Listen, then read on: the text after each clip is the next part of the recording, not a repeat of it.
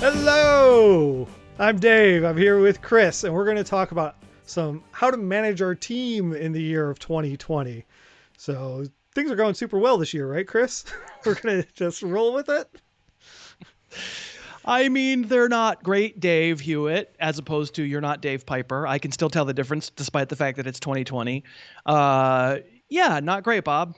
I am, I'm of course looking forward to there being football, and by the same token, some degree of trepidation. I hope it goes well. I hope it doesn't become a thing that causes more misery in the world. I'm hoping it winds up being a force for good. Of course, we're all going to hope that it is and play fantasy. But yeah, I think we thought we would do this video with an eye toward, okay. I mean, there's a lot of theories out there about I mean, Dave, I've heard the theories floated by many people. Didn't Zeke Elliott have COVID back in uh, June or something? Like that gives him antibodies. That means he should be the number one overall pick. I've heard that, and I don't know how to process that. So that is probably not going to be the advice that you get on this show. But we thought we would at least talk about ways in which we might think about altering our strategies some. Yeah, and it feels like one of the easiest ways, is from a league standpoint, talking to your commissioner or whatever, is probably expanding that injured reserve spot, right? To give you a little bit more flexibility for oh crap, what just happened? Yeah, and I mean, I have a league for years and years and years where there are no Sunday transactions. Like you have to have your roster, your waivers have to be all set on Friday. And sorry, if stuff happens, stuff happens. It's a very deep rostered league, so I'm not positive exactly what we're going to do. There aren't a ton of free agents anyway, but frankly, I think you almost have to have Sunday, some kind of transactions available on Sunday, to because we are, like it or not, going to get surprises on Sunday mornings, and I hope it winds up being fairly minimal. I hope it winds up not being an entire half of a team or something that where a game can't be played.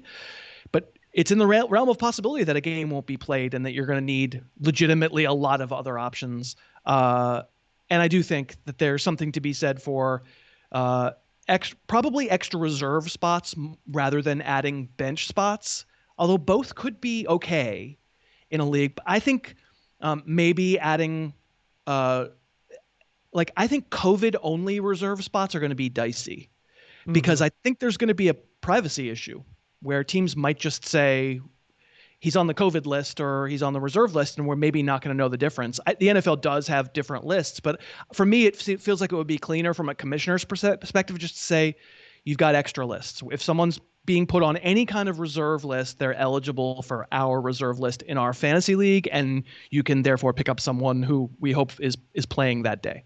Yeah, you want fantasy to be fun. You don't want to be arguing about like which list was he on, especially Sunday morning. You're not going to get it. And the NBA has been doing great with the bubble, but there's like HIPAA rules and stuff, and sometimes people have just been they're out with personal matters, and we still don't know, and they're back playing. So who knows Right. what's going to happen with the NFL in a more exposed nature for that. Absolutely, indeed. Something that adding more bench spots doesn't necessarily cover that I was thinking about without adding reserves is if worst like a bad case if you know the whole QB room gets sick or something like that. Yeah. Yeah.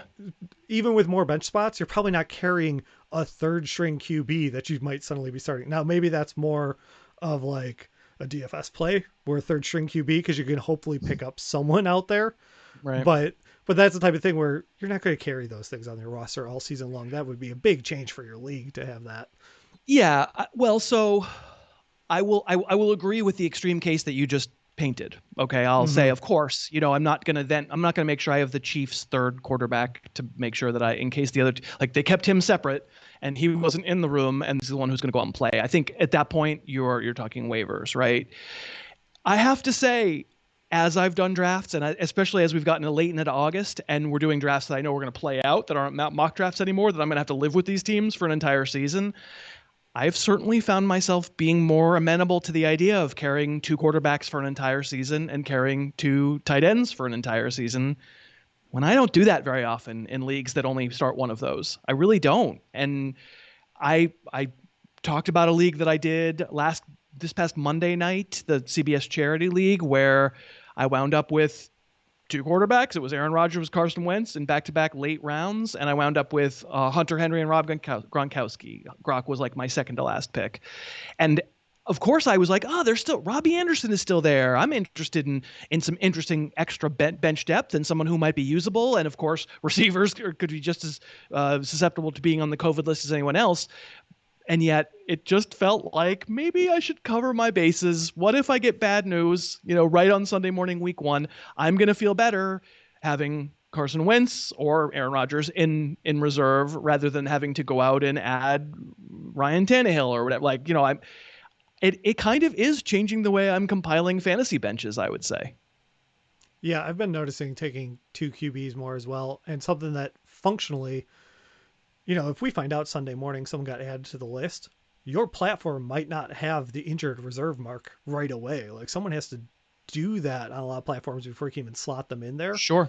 So if you're not carrying a second quarterback, you might have to cut a real player to pick up that guy that you need to field a team. Yeah. So having that person already there gives you, not just relief of the what if stress, but actually in the moment, it's going to be a lot easier than, oh, I've got to cut some rookie. I got to cut CD Lamb to pick up a quarterback. Like there might be something you'd be real unhappy having to do.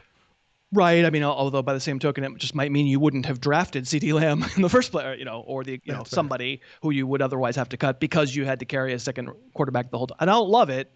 And of course, Dave, I'll just say, obviously through all this, we're talking sort of Machiavellian, what if this guy gets sick? What's my reaction for my dumb, stupid little fantasy team going to be if this human being gets sick? I recognize that what happens to our fantasy teams is not the most important ramification for people getting ill. Right. But, for the purposes of our just little corner of the world, it at least is making us think about how we might manage our fantasy teams differently. Yeah. And to switch gears for a moment, this is somewhere where there might be some value in your DFS games where we play on DraftKings all the time. If there's some late breaking news and stuff like that, making your adjustments on Sunday, there could be some real value plays out there. It is possible. It is true. It's probably going to be one, we're sponsored by DraftKings on this show today, and it's probably going to be one thing that kind of leads the fantasy news at times because we're likely to have more people than ever. And let's just say not only more people than ever out with having caught COVID symptoms, but just without having a full training camp and a lot of soft tissue injuries and stuff, we're probably just going to have, if there were just a labor stoppage, we would have, when they came back, more muscle pulls and stuff like that. So potentially more Sunday morning running through different names, which will be part of what DraftKings, that part of the coverage will be about the implications it has on DraftKings. I would love for folks to sign up with DraftKings just to play against us. That's kind of my pitch for you to go to DraftKings.com, use the promo code HarrisTube. We have a contest that's just for viewers of this channel and listeners of my podcast that we get a lot of people. We get like 1,000 people in that thing at the beginning of the season. And it's great. It's $5 to play. DraftKings does not take a rake. They make $0 on it. They do it because they value this audience and they want them to keep playing. And the cool thing is we keep standings. So once every 4 weeks, every month basically, we pick the cumulative winner over those 4 games at 4 weeks, and they get a one-on-one Skype session with me.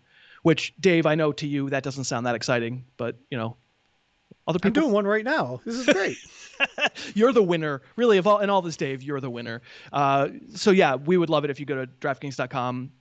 While you're thinking of it right now, if you've ever thought about playing DFS before, I would love it. DraftKings.com and use that promo code HarrisTube. Getting back into it, we were talking about early on. You said how's COVID affecting your draft strategy? Zeke should be number 1 and stuff like that. Right. And I'm not on board for that, but I do think it may be. It's. I'm not drafting tight end early anyway, but it kind of dampens that even more to me because I feel like some of the value of getting Kelsey or Kittle is not carrying a second tight end, not thinking about it, having really good player locked up. And if I maybe feel inclined that I have to grab Hunter Henry or Gronk, I would almost rather just have a tight end I could cut and stream it and not use that early pick because, there's already enough reason not to reach for tight end. That's right. And in this year in particular, it feels a little bit more risky with that type of thing for me. It's a great point that any draft pick is about opportunity cost, that old economic term, that old chestnut of, the road not taken, the pick not made. And it feels like the opportunity cost gets even higher, knowing that you might take Kelsey and still have to carry a second tight end. And so, okay, yeah, I have the slight competitive advantage at tight end relative to the person who lucks into Darren Waller last year in the 10th round or off the waiver wire, frankly.